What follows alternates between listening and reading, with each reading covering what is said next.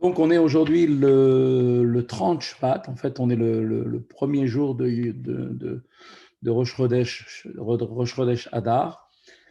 Et donc, nous sommes en pleine étude du chapitre 29 du Tanya. Et donc, on avait vu jusqu'à maintenant que tout ce chapitre 29 nous avait expliqué, en fait, de quelle manière il fallait faire en sorte de briser donc ce cœur, en fait, le cœur qui était un cœur bouché, comme une pierre, et qui ne ressentait pas au moment donc de son service de Dieu, que ce soit pour la prière ou par l'étude de la Torah, une ferveur, une chaleur et donc une lumière provenant de sa méditation dans son application qui est la prière ou bien dans son application des mitzvot. Et cela, on avait expliqué que cela venait en fait du fait que la personne devait donc faire tout ce qu'il pouvait pour essayer de combattre ce problème-là. Et Admor Zaken nous avait donné plusieurs explications en nous faisant prendre conscience qu'il était nécessaire de le faire. On pouvait y arriver en prenant donc l'image d'une bûche, qui cette bûche, si elle est trop épaisse, trop grosse, eh bien, le feu va avoir du mal à prendre. Donc, que faut-il faire? Eh bien, il faut la briser en morceaux. Et en brisant cette bûche, alors là, le feu pourra être en mesure de pouvoir commencer à faire son travail. Il ne faut pas rajouter du feu, ce n'est pas le feu qui est important, c'est de briser en morceaux donc cette bûche. Donc cela, en gardant l'image avec donc de cette bûche par rapport à ce cœur bouché qui est comme une pierre qui provient donc du fait que de la supériorité chez le Beinoni, donc de son âme animale qui a donc le dessus, si on peut dire, la primauté donc au fond de lui-même, eh bien, comment est-ce qu'on va la briser? Eh bien, en lui faisant prendre conscience que on est en train de faire tomber cet orgueil qui est au fond de nous, qui doit nous faire prendre conscience qu'on est encore très loin, qu'il ne faut pas qu'on se surestime bien évidemment, dans notre manière de prendre conscience de qui on est, et à partir de là, commencer à être un petit peu à être donc amer, regretter vraiment la situation qu'on aurait voulu, à laquelle on aurait souhaité arriver, et donc essayer de prendre à partir de là de nouvelles dispositions, de prendre des bonnes résolutions pour essayer de petit à petit arriver à attendrir donc ce cœur et donc de pouvoir laisser passer tous les sentiments, de pouvoir laisser passer, pardon, à partir de la méditation dans des sujets profonds de l'étude de la Torah sur la grandeur de Dieu, et à partir de là, donc devenir grâce à ça beaucoup plus sensible donc à ce sentiment qui va naître au sein du cœur. On avait vu que le Beinoni, il a donc cette particularité, c'est que lui, jamais les choses ne s'expriment chez lui, bien que foncièrement, il a son cœur qui est donc lui aussi qui peut être atteint par ce problème. Il a malgré tout la particularité, c'est que lui, jamais il ne donne la possibilité au mal de pouvoir s'exprimer, ni en pensée, ni en parole, ni en action.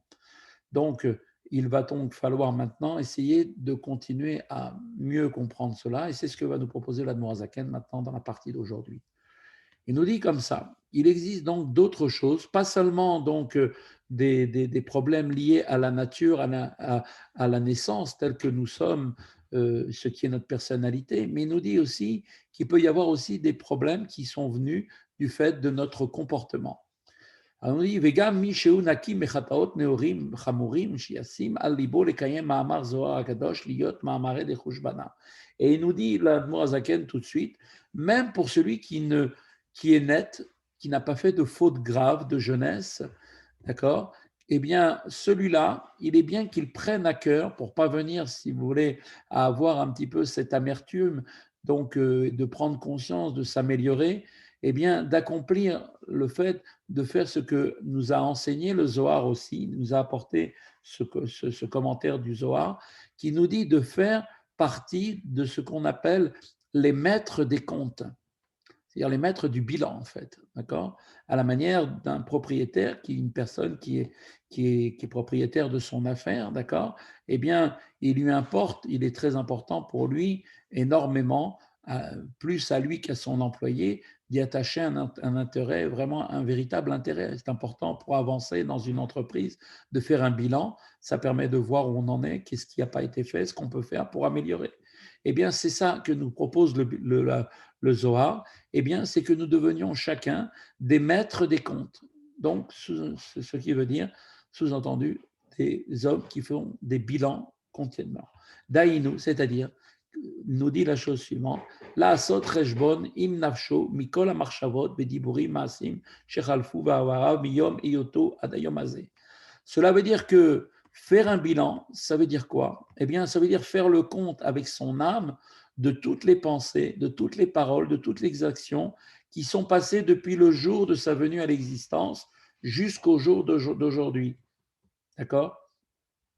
Imayu kulam mitzad akdusha ou mitzad atuma, Rahman al-Islam, est-ce que toutes les actions qu'on a faites, est-ce qu'elles étaient toutes du côté de la sainteté ou bien du côté de l'impureté que Dieu préserve? Donc on pourrait se poser la question, mais comment? Il faut que je me rappelle tout ce que j'ai fait durant toute ma vie. Personne ne l'a vécu, je ne sais pas, 50, 60 ans, et elle commence à prendre conscience de cette situation. Donc il faut qu'elle se rappelle tout ce qu'elle a fait dans sa vie. Alors, puisque le Zohar nous dit que c'est possible, ben oui, c'est possible. En essayant d'être sincère avec soi-même, Dieu nous aide, bien sûr, et il y a certaines actions, certaines fois où on se rappelle qui nous ont marqués, pour lesquelles on sait que, au fond de nous, chacun sait où il en est réellement avec lui-même. Et donc, ce qu'on nous demande, c'est de faire ce bilan, car rien n'est plus important pour pouvoir progresser et s'améliorer que de faire table rase de tout notre passé. Mais pour pouvoir faire table rase de ce passé, il est important de se le rappeler, parce qu'on ne peut pas, du jour au lendemain, c'est sûr qu'on doit faire table rase et passer à une nouvelle page blanche, tourner la page, comme on dit, mais d'abord, il est important de faire, pour que la page soit blanche, de commencer à effacer, pour que tout ce qui est sur cette page puisse maintenant ne plus nous déranger. Donc chacun a le pouvoir, a la capacité en faisant une rétrospection sur lui-même, de savoir tout ce qu'il a fait durant toute sa vie et de se poser les bonnes questions, de se dire, est-ce que tout ce que j'ai fait, c'était bien du côté de la sainteté ou bien est-ce que c'était que Dieu préserve du côté de l'impureté? Taïnou, kol marchavot de dibru maasim asherlo lachem ema ou l'irsono la avodato.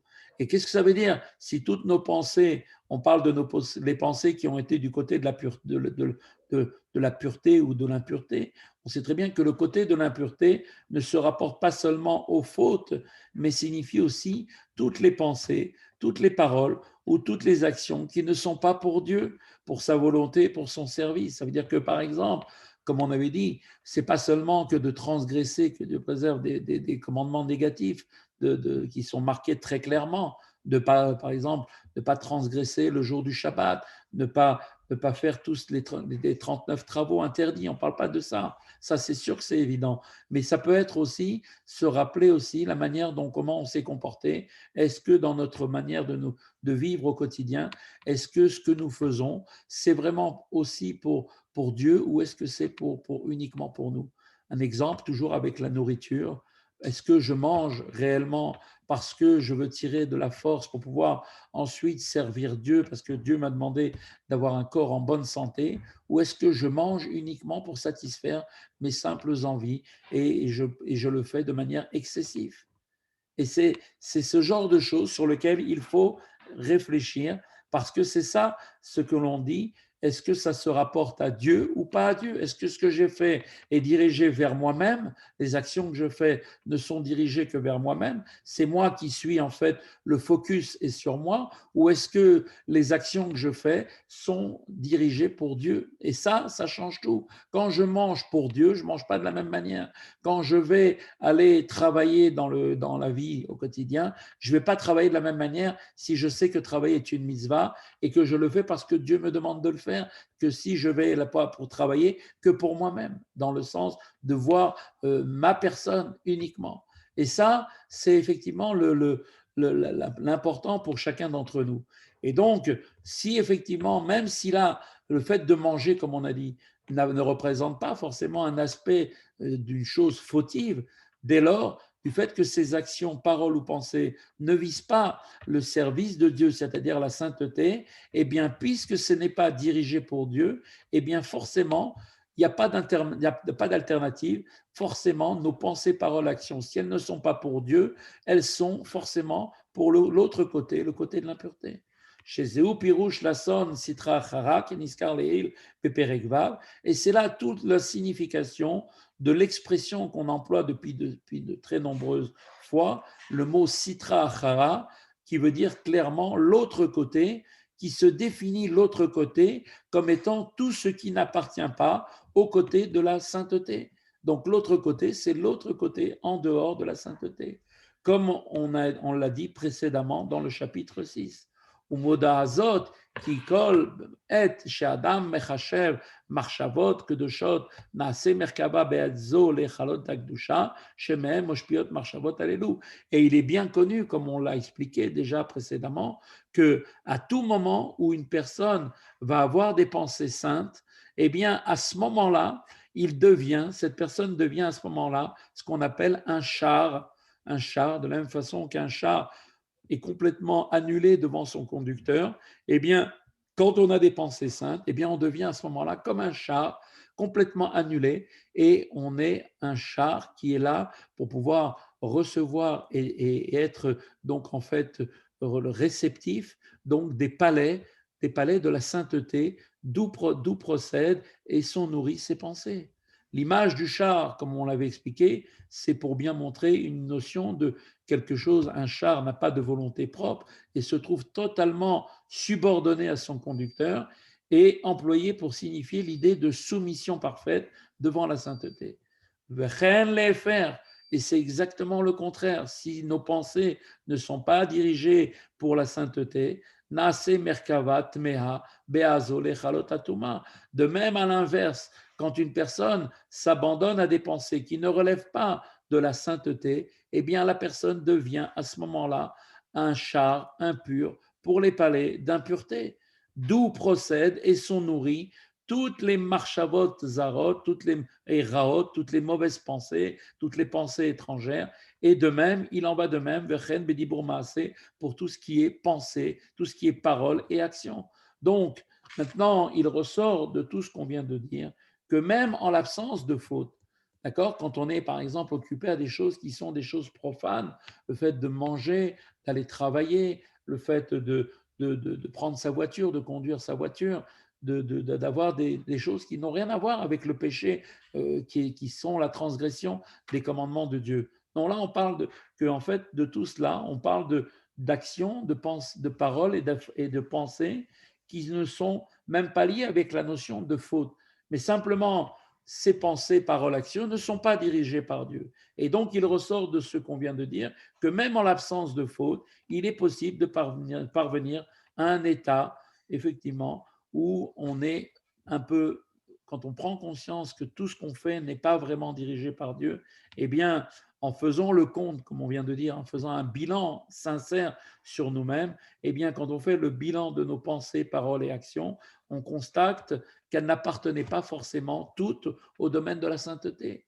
Et d'ailleurs, comment peut-on dire que l'on doit faire un bilan sur toute notre vie? Comme j'ai dit tout à l'heure, on nous demande de faire un bilan sur toute notre vie. Comment, à l'âge de peut-être 40, 50 ans ou même plus, comment une personne peut faire un bilan, de se rappeler tout ce qu'il a fait? Ben, c'est très simple. C'est que les mauvaises habitudes, c'est quelque chose par définition qui revient constamment. Quand quelqu'un il a une mauvaise habitude dans un certain domaine, d'accord, eh bien, il va du fait qu'il la continue, c'est quelque chose qu'il va reprendre régulièrement. C'est ça le principe même d'une personnalité. La personnalité se construit à travers des pensées, des paroles et des actions qu'il a déjà faites et qu'il refait et qu'il recommence à chaque fois. C'est ça, c'est comme ça que se construit une personnalité. Pour ça d'ailleurs qu'on dit à quelqu'un de prendre l'habitude à partir du moment où il fait tchouva, de commencer à étudier un petit peu chaque jour, un peu plus. Pourquoi? Parce qu'on va recréer une nouvelle habitude.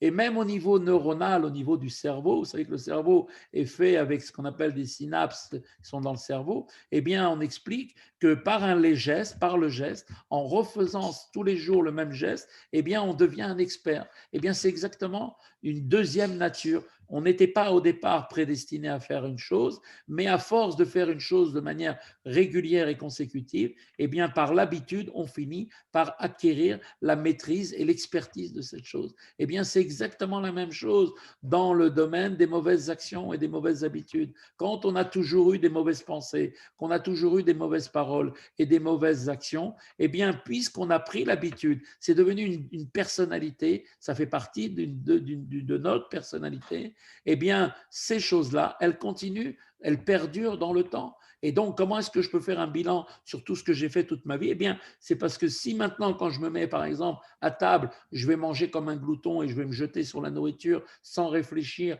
et même si je fais la bracha avant, que je me suis fait motzi, j'ai fait tout ce qu'il fallait, donc malgré tout, j'ai quand même fait quelque chose selon le Shulchan Aruch qui me permet de me consacrer. Après, il y a la manière de comment on doit manger. Alors maintenant, on ne parle pas, bien sûr, de la nourriture du Shabbat ou des jours de Yom Tov, où là, il y a une mitzvah de multiplier le fait de tirer plaisir des aliments. Mais là, on parle de la vie au quotidien. Quand quelqu'un il mange plus que ce qu'il a besoin parce qu'il est gourmand, parce qu'il a envie, et ainsi de suite, eh bien, cette nature-là, tant qu'on ne l'a pas corrigée, elle revient tous les jours. Et donc, c'est ce qui nous permet, à travers nos pensées, nos paroles et nos actions, eh bien, de se rendre compte que réellement, tant qu'elles n'ont pas été complètement améliorées, arrangées, eh bien, elles sont là et elles reviennent. Et tout ça, puisque ce n'est pas pour Dieu, eh bien, ça ne provient pas des palais de la pureté, mais cela provient en fait des domaines, des palais de l'impureté et de la citra achara de l'autre côté.